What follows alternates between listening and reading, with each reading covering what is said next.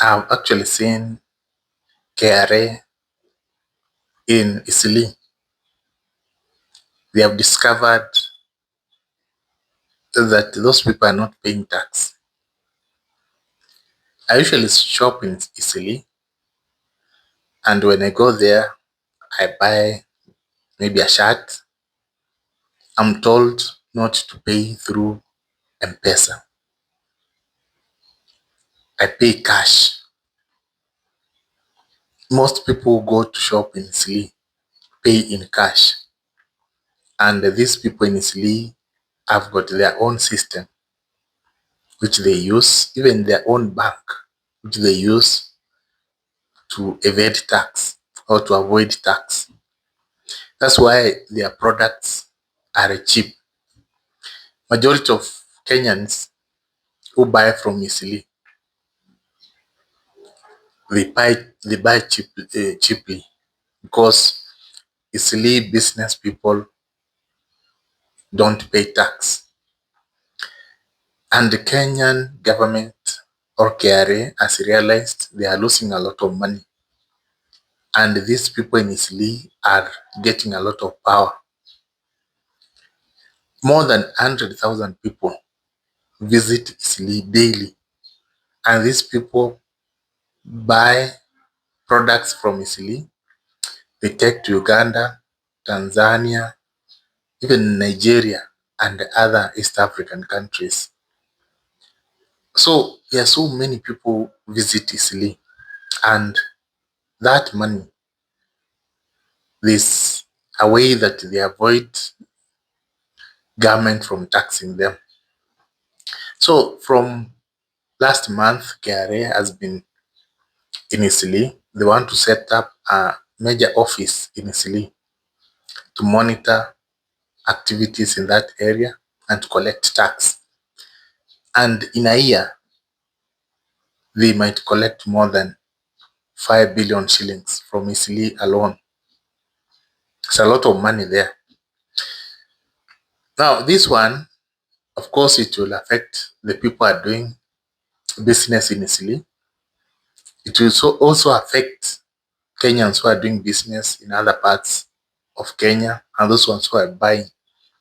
Because the products, this tax, which is being added to those people, will be transferred to their customers. So if you are buying a shirt for 800 shillings, expect to buy for 1,100 shillings.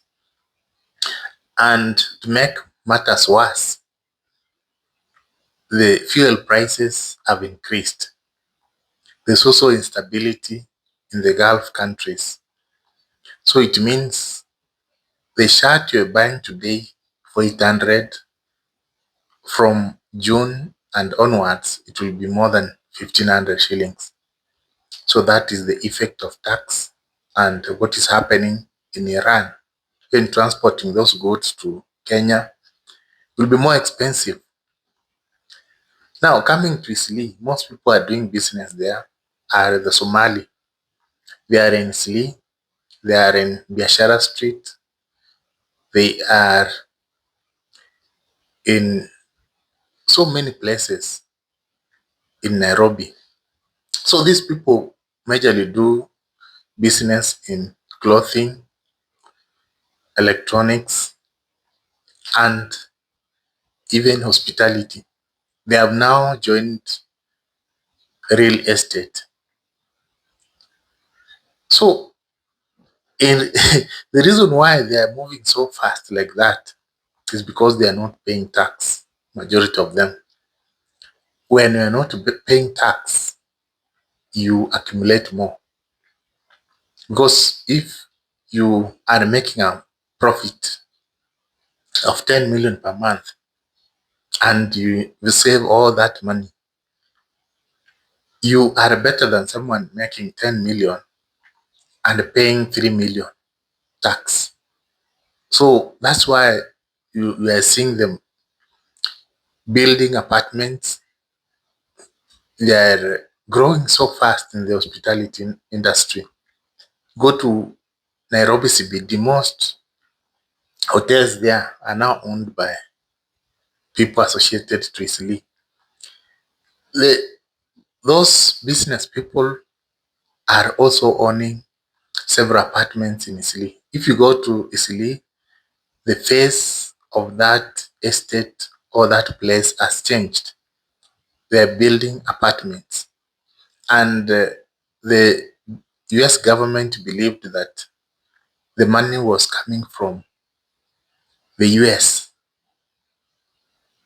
You saw the scandal in the US. They believed that the money was coming to Kenya to build those apartments.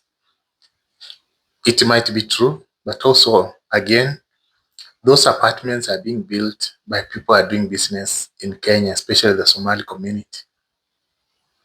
So if they are not paying tax, they become more powerful than other Kenyans. And that is where KRA comes in. They want all of them to be equal, to pay tax so that we can all move at the same speed. Now, what is happening, if you're not paying tax and then slowly by slowly, you take over key government positions. So less than 20 years, you'll take over the government and then take over the key sectors. And that's what is happening. Just look at the government.